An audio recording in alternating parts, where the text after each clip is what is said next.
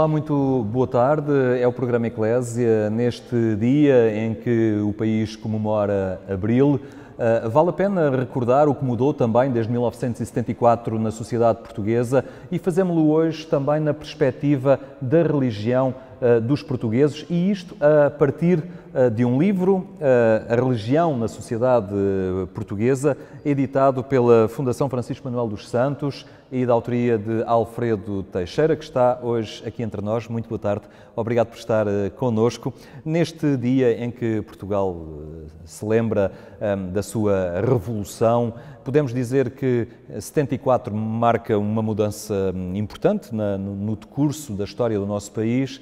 Até que ponto é que a linha, a identidade religiosa dos portugueses também mudou nesta altura, ou até que ponto esta revolução também ajudou a acentuar a mudança já em curso, eventualmente?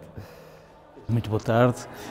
De facto, os acontecimentos que conduziram ao processo de democratização política do país não podem ser isolados de todo um conjunto de transformações que, no caso da religião, a meu ver, tinham começado ou tinham conhecido alguma aceleração a partir da década de 60.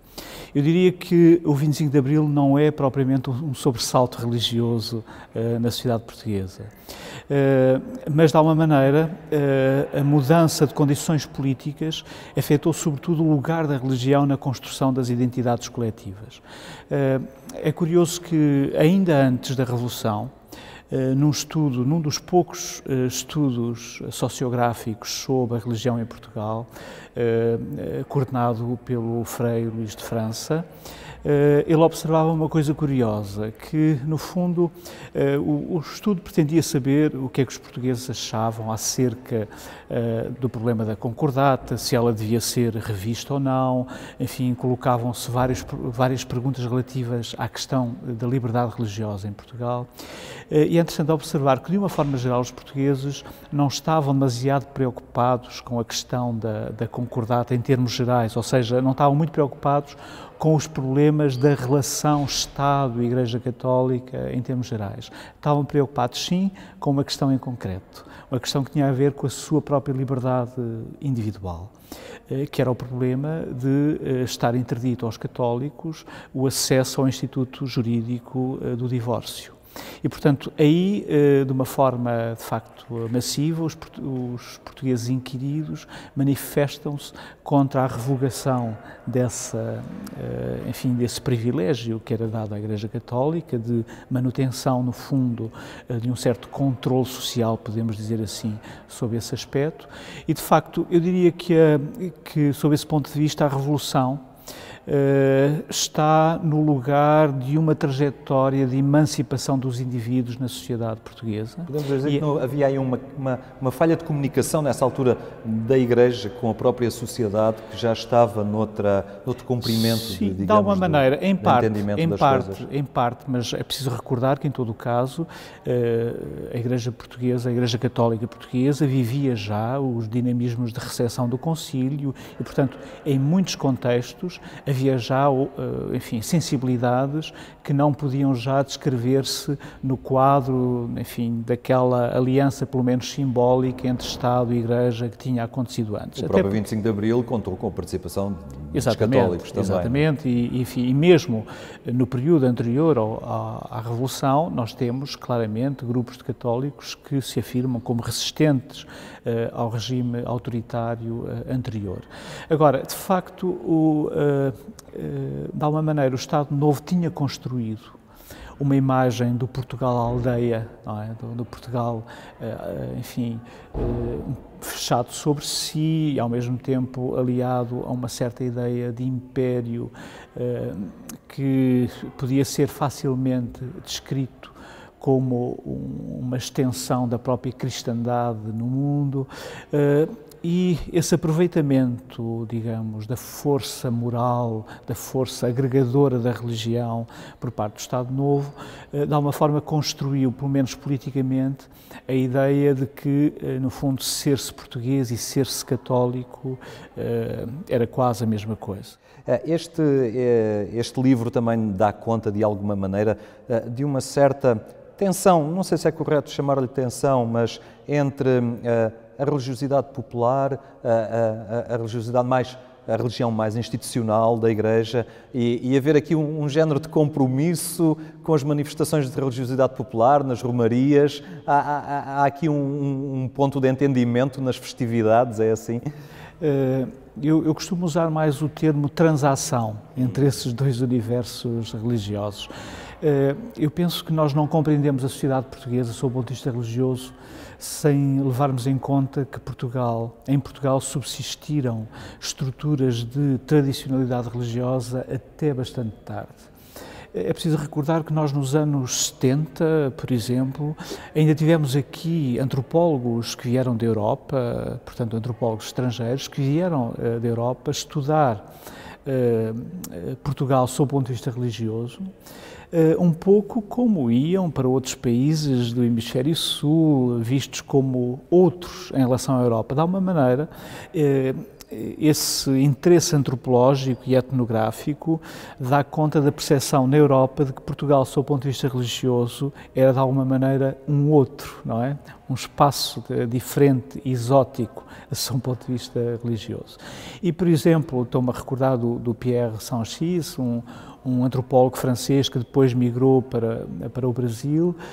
O que é que ele veio estudar em Portugal, nessa altura? Veio estudar a romaria, não é? O fenómeno da romaria. E a romaria, que é uma peregrinação,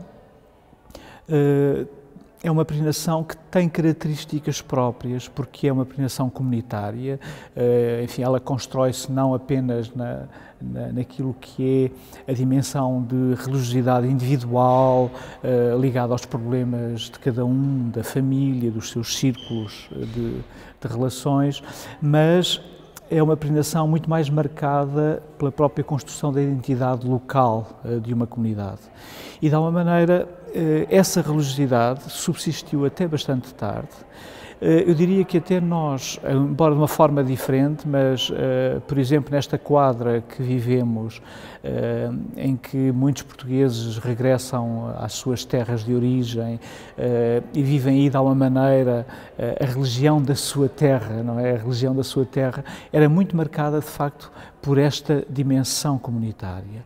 E isso, de facto, a partir dos anos 60, sobretudo quando vamos conhecer uma certa desruralização do país, vamos conhecer fenómenos diversos de migração para fora do país, migração para grandes áreas metropolitanas, isso desestruturou, de facto, essa religião. E, portanto, aquela aliança que havia, aliança com tensões, como referia, entre um catolicismo institucional, enfim, governado sob o ponto de vista, enfim, da sua institucionalidade a partir de um corpo de sacerdotes, enfim, tudo isso que conhecemos como típico de uma religião institucionalizada, dialogava, de facto, com um vasto repertório de religiosidade que era muito marcado por essa lógica local, lógica comunitária, onde, de alguma maneira, ser habitante de um lugar era também partilhar um conjunto de convicções religiosas, de práticas religiosas que descreviam esse lugar. Mas neste estado de coisas depois apresenta, por exemplo, Fátima como um caso de estudo da modernidade religiosa. Sim, porque... Vamos lá ver, Fátima, de facto, tem, desse ponto de vista, um lugar paradoxal, porque, ao mesmo tempo, em Fátima encontramos boa parte desse tal repertório religioso tradicional. Enfim, Fátima dialoga com a religiosidade da bênção, com a religiosidade da promessa, mas nós desde muito cedo encontramos em Fátima muitas orientações que de alguma forma visavam distinguir Fátima daquilo que nós conhecíamos como a tal romaria tradicional. Porque a romaria tradicional é uma festa total, não é? É uma festa que envolve todas as dimensões da comunidade humana, desde a troca comercial, o divertimento, enfim, todas as dimensões expressivas da festa. De alguma maneira, Fátima, recolhendo parte desse repertório religioso, no entanto, vai construir marcas distintivas. E, portanto, eu diria que Fátima é, ao mesmo tempo, esse lugar que recolhe uma certa tradicionalidade religiosa, mas a inscreve agora em quadros sociais novos. E por isso é que eu costumo falar de Fátima como um agente de destradicionalização da própria sociedade portuguesa. Porque, de alguma maneira, aquilo que era central em boa parte da religiosidade dos portugueses e que, de alguma maneira, agora é vivido em quadros sociais novos, já não determinados, já não agarrados a essa tal religião de um lugar, dessa religião essencialmente familiar, construída na aldeia, construída a partir dessa identidade. Agora, essa religiosidade tem que acompanhar os portugueses nos seus trânsitos, tem que acompanhar a família portuguesa que chega aqui à estação de Santa Apolónia para reconstruir a sua vida numa qualquer periferia de Lisboa, ou que chega a Paris para reconstruir a sua vida numa periferia, enfim, dessa grande cidade europeia. Em todas estas circunstâncias, Fátima vai se revelar, de facto, muito importante na reconstrução da identidade religiosa dos portugueses. E hoje, quem passa por Fátima percebe que há ali formas de celebrar e de viver Fátima por parte de jovens urbanos, de jovens rurais, de pessoas mais idosas, pessoas de meia idade. Todos encontram ali um lugar de celebração da sua fé. Nesse sentido, de alguma maneira, Fátima incorpora um dos aspectos fundamentais da cultura moderna, que é o pluralismo, não é? Que é esta vivência que já não pode ser reduzida, não pode ser compactada num único comportamento, numa única forma de expressividade. E, portanto, Fátima é, ao mesmo tempo, um grande lugar de diálogo da Igreja Católica com a sociedade de uma forma geral, mas há também o que eu chamaria uma Fátima biográfica, que é aquela Fátima reconstruída pela história de cada um, pela história dos diferentes grupos e comunidades. Aliás, da minha experiência em contexto de debate, em contexto, enfim, em contextos diversos, em que falo de Fátima para diferentes audiências, quando as pessoas depois tomam a palavra, aquilo que acontece normalmente é que as pessoas têm uma qualquer história para contar acerca de Fátima, da sua própria relação com Fátima. E, portanto, nesse sentido, Fátima acompanha muito bem toda a trajetória de individualização religiosa que marca, de facto, as dinâmicas da modernidade. Quem estuda e lê este livro, a religião na sociedade portuguesa, há aqui também um elemento que altera um bocadinho as coisas, que é a mobilidade, não é? Esta democratização do transporte particular, dos meios de comunicação, e nomeadamente em meio urbano, levaram a paróquia tradicional a ver os seus limites geográficos um tanto ou quanto alterados, não foi? Sim. A mobilidade é uma característica das culturas urbanas e, portanto, essa tal religiosidade de vizinhança, ligada sobretudo a essa ancoragem num lugar, de alguma maneira foi afetada pela experiência de mobilidade. Eu diria que temos que ver isso de dois pontos de vista. Há um primeiro ponto de vista que é o da mobilidade, digamos, de mais longo curso, que nós podemos identificar sobretudo como essa mobilidade que no caso português foi esse trânsito do espaço rural para os espaços urbanos, periurbanos, conduziu a esta litoralização do país que conhecemos e, de facto, de uma maneira geral, nós observamos o quê? Por exemplo, nos inquéritos que fazemos sobre as identidades religiosas em Portugal, quando nós restringimos a amostra apenas às pessoas que vivem num determinado lugar há 10 ou menos anos, o peso relativo dos católicos diminui imediatamente. Ora, as pessoas que estão num lugar há 10 ou menos anos, são normalmente mais jovens e são normalmente pessoas que, obviamente, incorporam a própria mobilidade como algo que faz parte do seu estilo de vida. Ora, de uma forma geral, o catolicismo que herdamos parece não estar muito adaptado a esta condição nova. E a Igreja ainda está a perceber isto? A Igreja, no fundo, desde já o período industrial, enfim, final do século XIX, primeira metade do século XX, acompanhou de alguma maneira este processo. Acompanhou, por exemplo, multiplicando as paróquias no espaço urbano para criar essas tais unidades de proximidade.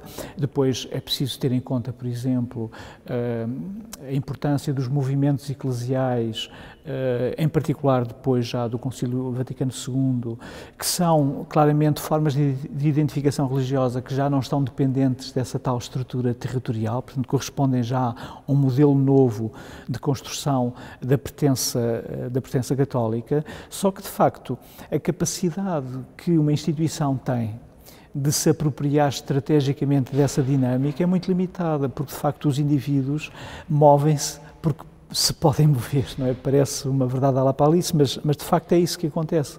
As pessoas têm condições para isso e, portanto, o destino daquilo que lhes é transmitido, aquilo que elas vão fazer com aquilo que lhes é transmitido, pode ter de facto contextos muito diversos.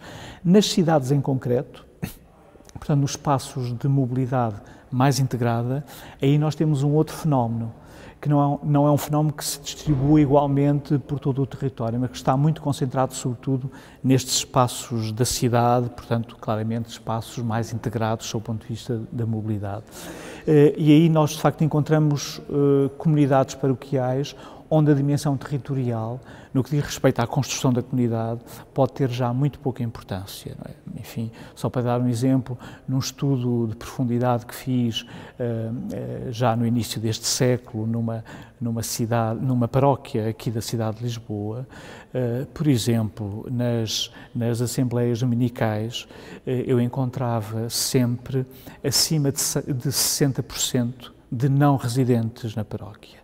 Mas, se eu passasse das assembleias dominicais para os pequenos grupos que funcionam dentro da paróquia, para, enfim, o universo daqueles que, no fundo, fazem funcionar a comunidade no seu interior, aí, então, em muitos casos, os residentes eram menos de 10%. Portanto, estamos a falar já de um contexto em que a paróquia pode ter uma forte dimensão eletiva. As pessoas escolhem estar ali.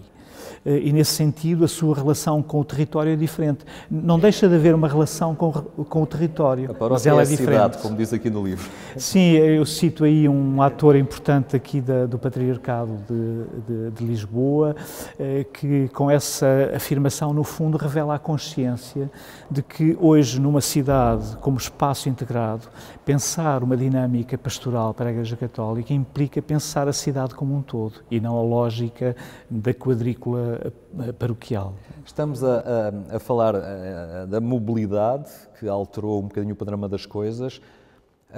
Há um fenómeno de alguma mobilidade dos tempos medievais, que era a peregrinação, o deslocar-se, o ir a algum lado. Curiosamente, hoje, nos tempos que temos, há um reavivar da identificação com as pessoas com este género de experiência.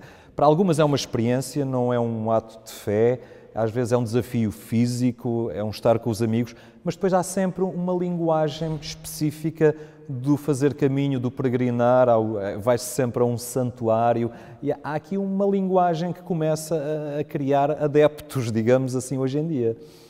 Pois, de facto, a peregrinação, enfim, em termos mais gerais, é um fenómeno religioso universal. Quase não conhecemos uma grande tradição religiosa que não tenha no interior de si a prática da peregrinação. Porque, de alguma maneira, a peregrinação dialoga muito bem com algo que é estrutural na experiência religiosa. E, enfim, quando estou a falar da experiência religiosa, estou a falar da experiência religiosa humana, independentemente depois do contexto denominacional e confessional em que se vive, que é esta experiência do humano que se põe a caminho, ou seja, que considera não definitivo o próprio lugar que habita e procura alguma coisa que está para além disso. E, portanto, o caminho é, de alguma maneira, uma afirmação, por um lado, desta consciência do provisório, que é a nossa própria existência, e da sua própria abertura a algo que o transcende. Agora, isso depois teve concretizações históricas diferentes. O que é interessante nas nossas sociedades hipermodernas é como é que, de alguma maneira, este traço, que poderíamos dizer que é até um dos traços mais tradicionais da vivência religiosa, é talvez um dos lugares de mais forte recomposição, ou seja, é um dos lugares onde encontramos maior criatividade religiosa. A meu ver, isso tem que ver com diversos fatores. Bom, o primeiro, a peregrinação, apesar de, em algumas das suas concretizações, como eu referi antes, poder ter uma forte dimensão comunitária, em todo o caso, a peregrinação pode ter facilmente uma forte apropriação também individual. Ou seja, a peregrinação pode adaptar-se bem a um perfil de religiosidade marcadamente individual. E, nesse sentido, a peregrinação tem uma plasticidade muito grande. Há bocadinho falávamos de Fátima. Em Fátima, de facto, encontramos as mais diversas motivações, as mais diversas formas de expressão da própria religiosidade que conduz as pessoas ali. Mas se pensarmos noutros acontecimentos que, à primeira vista, se calhar não leríamos como peregrinação, como, por exemplo, as Jornadas Mundiais de Juventude. São eventos que, a meu ver, se enraizam claramente nesta mesma tradição humana, não é? Alfredo Teixeira, o nosso tempo esgotou. Espreitamos apenas alguns pontos deste livro, A Religião na Sociedade Portuguesa, editado pela Fundação Francisco Manuel dos Santos. Fica o desafio às pessoas que nos escutam e vêm para aprofundarem a leitura do livro. Muito obrigado pela sua presença hoje aqui no programa Eclésia. Da minha parte, recordo apenas que ainda hoje, mais logo, pelas 22h45, pode acompanhar a edição rádio do programa Eclésia. Tenha então uma muito boa tarde e até amanhã, se Deus quiser.